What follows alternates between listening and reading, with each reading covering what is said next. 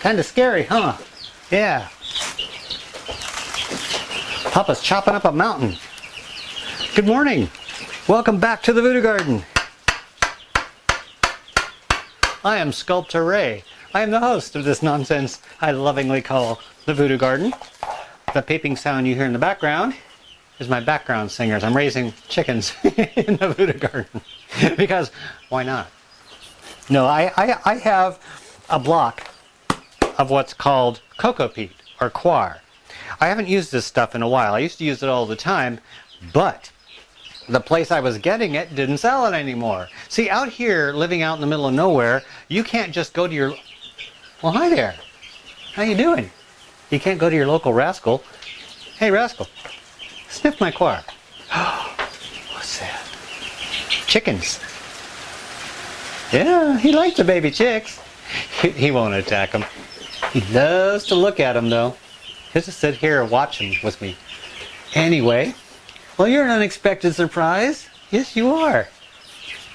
What I was mentioning is that living out in the middle of nowhere, away from any towns at all, except for the smallest of towns, you can't go to your local hydroponic store, pet store, Home Depot, and purchase coco peat or coir. It isn't sold in any store around here. So if I want to use it, I have to buy it online.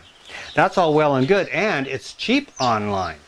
The problem is, there's always a balance to everything. The problem is, shipping will cost you an arm, a leg, and part of a hand. So I can't afford to have it shipped. I had a place where I got it from before, but they stopped selling it, so I couldn't get it anymore. So I had to just go right back to using potting soil again, which I really don't like, because generally potting soil is made out of peat moss. Peat moss has an acidity. And acidity does not agree with all your plants. So there's a problem there working with the acidity level on that, keeping it balanced. Whereas coco peat is nothing more than the shredded husk of coconuts. And it is neutral pH. It has nothing at all, no nutrients, no bad side at all. It's a renewable resource, and it keeps us from using up the peat bogs, the natural peat bogs, which take thousands or hundreds of thousands of years to build up. So some people promote this to help save the peat bogs. I promote it because it's a wonderful product. It's relatively inexpensive. It's a great addition to your soil mix. It is not soil in itself. It has absolutely no nutrients. It's just a growing medium. And as hard as this is, like a saltine cracker, it goes through a transformation, and I'm going to show you that transformation. Now, I mix up my own potting mix because there is no potting mix that I've ever found that meets my needs. So I actually have to customize it. It's kind of like, you know, some foods you don't like, so you just go ahead and make it yourself because nobody seems to make it right. Well, I've gone through a bunch of different genesis on making potting soil. I used to make it one way, then I made it another way, then I made it another way. All of those ways are well and good. I just happen to be in a phase right now where I decided that I'm going to try something a little bit different. I like trying new things. Okay, so what I'm going to do is I'm going to start out using coco peat. And here's how you use coco peat or coir. I'm going to call it coir. Here we go with an up-close personal look at this stuff. It comes in a giant block. Generally, it'll come in blocks that are compressed together. They shred up the coco peat or coir, and they make huge piles of this stuff. They have to use tractors to maneuver it with. And then they shred it up, dry it out in the sun, then they run it through these hydraulic presses, which press it into these condensed bricks. Have you ever seen those little peat pellets, you know, that you start seasoning? You remember those. You put them in water and they grow. Same exact principle, only this is not peat. This is coconut shavings, not the inner part, but the outer part. And it's hard, it's dry. You have to use a screwdriver and a hammer to break these apart, unless you want to hydrate the whole block. And if you do, and if you hydrate the whole block, you better stand back. It's like one of those magic sponges. That's the wondrous part of this, is that it expands because it's been compressed. So when you put it in water, it expands. So you better be careful when you're doing this stuff. And I'm going to show you what happens when you put this in water. Let's go over to the right over here. Yeah, that's all you do. And using room temperature water or slightly warm water will hydrate this a lot faster. I have very cold water in here, but it doesn't really matter, because what will happen is it's going to start breaking apart. It takes the water really, really quick, and a little thin sliver will soon start getting fatter. And what you do is you just break it up as you go. It'll soak up the water like a sponge. Now if you have too much water in there, don't worry about it. You can always drain out the excess water once this stuff has absorbed all the water that you want it to. After just a few minutes, moving it around, this is it. And all the water is soaked up in it. Now, let me show you something. This is the wonderful thing about coir. I've shown this before, but I like to show it again. When you squeeze it, it feels moist. When you squeeze it, see the water that's going out of it? You can squeeze the water out. So it does hold some water in it. Now, coir alone, you can grow in it, but you'd have to feed your plants with some kind of fertilizer, whether it be organic or inorganic, because this has absolutely no nutrients to feed your plant. It's nothing more than a growing medium, something for the roots to push down in. Now, since it does hold a little bit more water by itself than I want, I mix in vermiculite. You can mix in perlite or vermiculite, and what that'll do is it'll help with the drainage and help make it lighter, fluffier, so you can add that. Now also you can mix this with regular potting soil. Potting soil has artificial fertilizers in it that will last a little while, so you can mix this with that and you'll have part coir, part peat potting soil, and then you can feed it later on down the road. You don't have to feed it right away. Now what I'm going to do with this is back you up and show you how I'm going to mix up my new batch of potting soil. In this tub is standard potting soil. It can go by any name you want. They're all basically the same, nothing more than peat moss, a sprinkling of perlite or vermiculite, and artificial fertilizers mixed in with them. This is a good basic mix to get your plants started because it will feed them for a little while, but the fertilizer runs out relatively quick. Within about 6 months, you have nothing going on in here and you have to add fertilizer to it. It's not meant to be a permanent growing medium. So what I like to do is I like to make my soil a living, breathing thing so it can take care of itself a little bit better. What I do with the potting soil, whenever I'm using just regular potting soil, I add extra vermiculite to it. I like vermiculite over perlite. It's just a personal preference. They both do basically the same thing. I throw in extra perlite or vermiculite, and what that does is it makes it a lot less compacting. You know, sometimes when you plant something in a pot, you water it. Later on down the line, when it dries out, the surface is kind of dry and hard. You pour water on it and it kind of sheds it like it's oily. That's what happens with regular potting soil, and this is how I get around it. I add extra vermiculite. Vermiculite holds a little bit of moisture in each of those nuggets, but not a lot. And what that'll do is it keeps it from becoming crusty. I'm going to add extra into here because I'm going to be adding the coir. So this is what it looks like initially, the potting soil. And then we're going to dump in, careful, watch your head, this, get out of my bucket. Oh, there we go. Sorry about that. Had to rage up my bucket a little bit. Coir expanded on the bottom and it kind of compacted in the bucket. All right, now that potting soil, when you get it, generally it's going to be a little dry, right? Well, this coir, so, see how I put the water in there? It's a little bit moist. That's good. That's going to mix with the potting soil, and it's going to moisten the potting soil just a little bit. Now, of course, you want to make sure your coir isn't just dripping wet. So make sure that you squeeze out as much moisture as you can before you go on to this step if you're going to make this kind of potting soil. So, oh, by the way, when you use coir, it doesn't get that compacted, shed the water thing that potting soil does. That's one of the wonderful things about it. Peat moss tends to shed water more than hold water. And I never did like that about peat moss. I never was a fan of regular potting soil, but the industry tended to promote that as the least expensive alternative. So we as gardeners really didn't have a lot of choices. So I just started experimenting. You know, once I get my compost made outside, I'm going to be heating it up, sterilizing it, not drying it, but just sterilizing it so that it doesn't have any bugs in it. And I'm going to bring that in and mix it in with my soil here so that I can have compost, actual compost, to feed my plants. But until then, this is one method. Next. Oh no, I'm not done. This is cooking with Ray. I also purchased online a bag. You can't see the bag because it's off camera and I don't want to move the camera, but I'll bring the stuff to you, okay? Hold on just a second. No, this is not coffee grounds. This is worm castings. Yes, worm castings.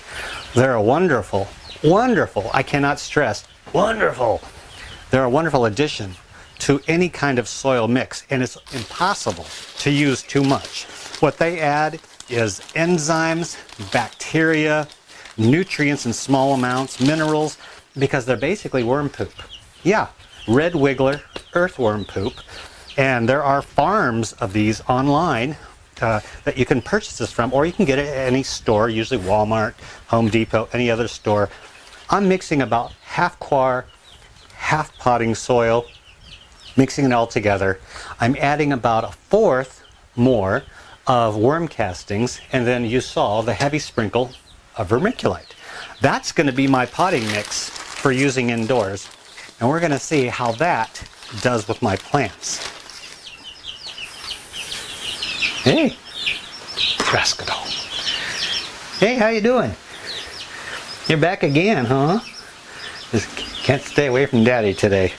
These are the purple passion plants that I took clippings from. Remember a couple episodes ago, I think it was a couple episodes ago, I mentioned that I was taking clippings off the spider plant, the arrowhead, and the purple passion. I'm getting rid of the mothers and I'm starting new plants. Well, I did that and I put them into cups. You saw that. And they grew for a little while, and then it was time to put them into the pots. And let me show you how I did that. I filled the pot about halfway full of soil. Normally you would fill it almost all the way and then put the plants up here, then fill in the soil. What I want to do is plant these halfway down because they have a nice root structure. Check that out. These are the ones that I rooted not too long ago. I think maybe 2 to 3 weeks or something like that. Yeah. They rooted beautifully. Now, what I want them to do is start down here, because if I start them at the top, I'm not certain that every plant that I put in is going to put roots all the way down to the bottom of this pot, because this is a 16 to 18 inch pot. I'm not certain that the roots are going to go that far down. Some plants do, some plants don't. But to take advantage of every square inch of soil and to give this plant the best hope it possibly can to survive and actually thrive, I'm going to plant these halfway down. Then as the stem grows, and they are starting to grow, I'm going to remove these leaves, add soil as they go until it's at the surface. That way the stem will put out leaves up here, roots out here, while these roots here go down to the bottom. Maximum amount of roots are going to give this maximum benefit for growing. So we put one over here, and here's another one. I'm going to show you these as they come out of the cup. I just hold it, support it with my hands, tap this, and here's another one. They have beautiful roots. There's no need to cut the roots and spread them out or anything. Just gently place it down like this. We'll take the next one and see how it's doing. It's really exciting when you root a plant and then you take it out of the pot and you see how well the roots have grown. You don't want to leave these in here too long because you don't want them to become root bound. Now these aren't root bound. See how the roots are sparse and loose. They're going to spread out naturally, and that's exactly what I want. So I have one on the front. Don't worry about a little dirt on the leaves. One in the front, one in the back, left, and let's see. This one's going to go to the right. We're going to check all of them to see how all of them are rooted. And you're right here, live and in person, to see this. I love a good root structure. I really do. These are going to have a really good start. Level out the soil here. I'm not putting them right up against the side. I'm leaving a little bit of room so the roots can go out to the side. Now the last one is the one in the littlest cup, this little teeny tiny one. This one's going to go in the center. Uh-oh. I do believe the smaller cup caused the roots to be a little bit more compact. Yes, look at that. There's this big root that just comes out like that. Now I'm going to just lay that off to the side, the root, and then put the leaves like this, dust off these leaves. Now don't worry about the dirt on the leaves, like I said. It will filter down and clean itself off in time. And I just take one of the cups, start placing in the soil. You want to do this relatively quickly because you don't want the roots exposed to air any longer than they absolutely have to be. Don't rush yourself too awful much and make any mistakes. But then again, do it kind of quickly. Don't take a coffee break or go talk on the phone with your mom. Get it done. Now we're going to place this in here. Yeah, I know this may seem a little bit tedious watching me add soil to it, but then again, I like doing this kind of stuff, and I figure, well, you do too, otherwise you wouldn't be tuning in here. So, let me get my hand out of your way so you can actually see what I'm doing. I'm kind of a slob when it comes to putting in soil. I don't really worry too much about the leaves and the plant. I just hit it with water afterwards, and it rinses off the leaves. I've heard that you're not supposed to let water hit the leaves of a purple passion plant. Well, I'm thinking, you know, these things do grow out in the wild. I mean, that's where we got them initially, and I don't think rain really cares what part of the plant it's hitting. And so this happens out in nature. I don't really think it's going to hurt the plant in captivity here. All right, got just enough. I'm going to shake, give this a jiggle. There we go. Keep this over on this side. This one here. Now any leaf that's going to be buried, I'm going to snip off. Oh, this one was going to be buried, so that one comes off. You don't want any buried leaves because they're going to rot underneath the soil surface, and what that's going to do is borrow some of the nitrogen in order to help it decompose, and you don't want that when your plants are just getting started. They're going to need all the nitrogen that they can get in order to get a good start. You want to put enough soil in there to cover up the root ball just a little bit, because you don't want it right at the surface. There. I think we did pretty good. Not bad. Now, I'm going to just reach around you. Pardon me, this is kind of rude, but the water is right next to you. This is the compost tea I'm brewing. You can hear it percolating away in there. I got an aerator in there to keep it from just sitting. It's not that it needs it.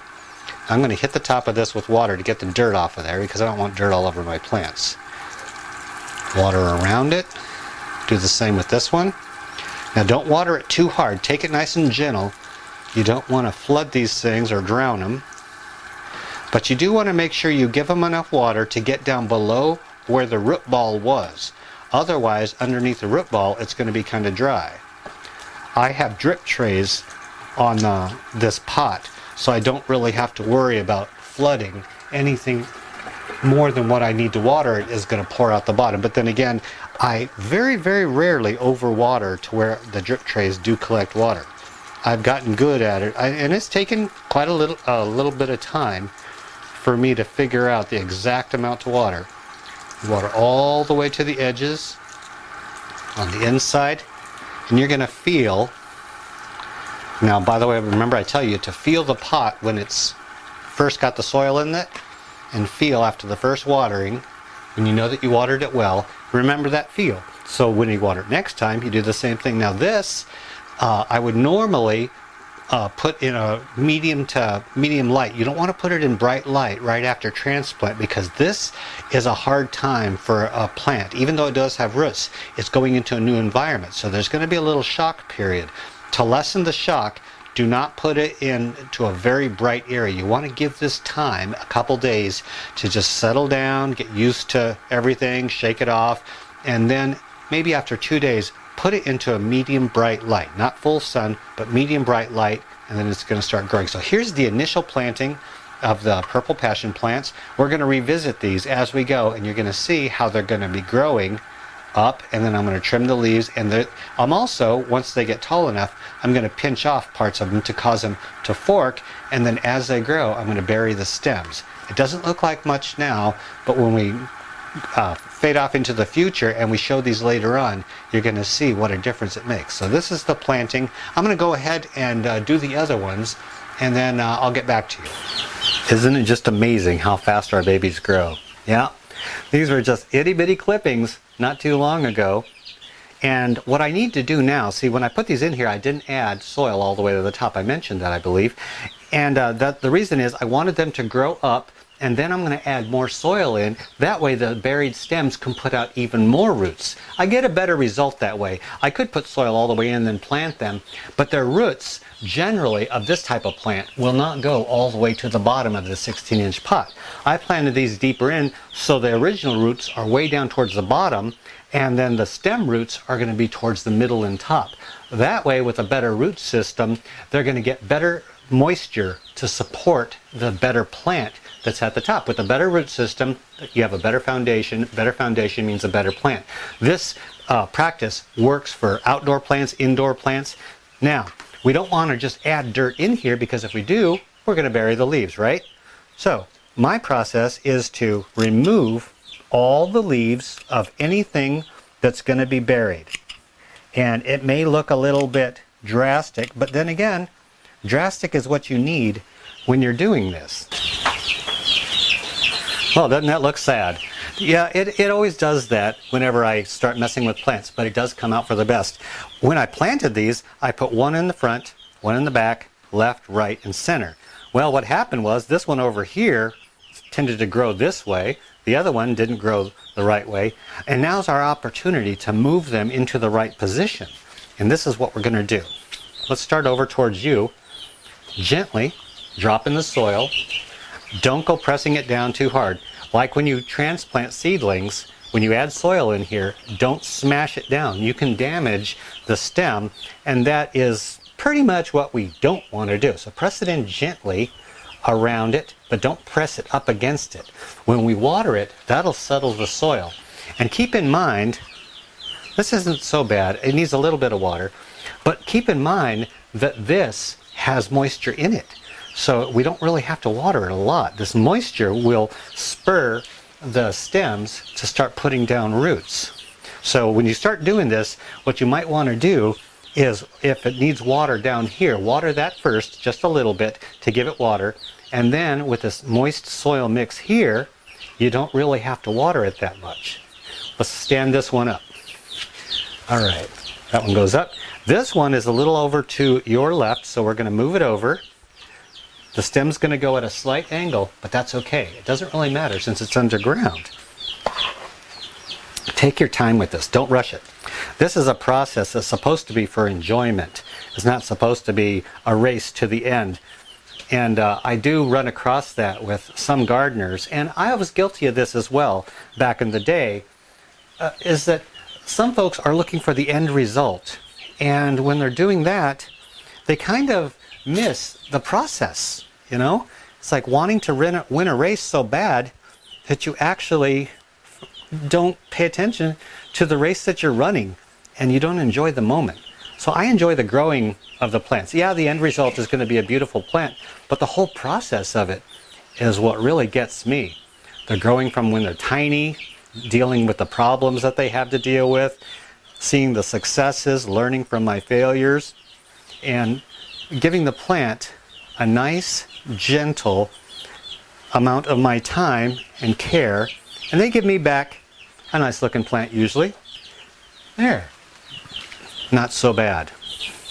This is going to look a little ridiculous at first because, you know, it's just like, they look like little plants again, don't they? Yeah, they do. But this will be the only time I'll ever have to add soil in here. And by the time actually the potting soil that I used has a little bit of fertilizer in it. That will take care of these plants until my compost is done outside. And then I'm going to come in, bring it in, mix it with my soil, and any soil that I add to plants is going to be a lot richer. And I'm also going to use that compost for compost tea. That you can feed your indoor plants, and that helps build the soil. What we're doing here is we're making soil that's going to be a living, breathing thing instead of just a dead substrate that your plants put their roots down into. That's the difference between the kind of gardening I practice and the type of stuff that commercial products want you to do. Because they have no vested interest in you having soil that you can use forever, basically, because they have to sell you products. If you can make your soil to where it pretty much takes care of itself with little care from you, you don't have as much need to keep buying their stuff. Yeah. If I want to sell you something, I'm going to sell you something that has planned obsolescence, something that's not going to last forever. Otherwise, yeah, I'm not going to keep you as a customer. So There is a need for their products, but I don't believe that the need is as strong as they say it is. There we go. That's all we have to do today. I don't even have to water this because it's nice and moist. Done deal. Hey, I'm trying to film in here. Who do you think makes all the money that buys you food? Yeah. I get an amazing lack of respect from my children. This is what I have for you in the Voodoo Garden today. I hope you had fun, and I hope you learned a little something. If you have any questions concerning your soil mix, anything having to do with growing stuff inside, chickens, or you just want to chat, post it in the comment section below. One of us, me, the plants, the birds, somebody, will get back to you as soon as possible. I love to read your comments. Until next week, this is Ray and his plants and his backup whiners, his backup children. We're out of here.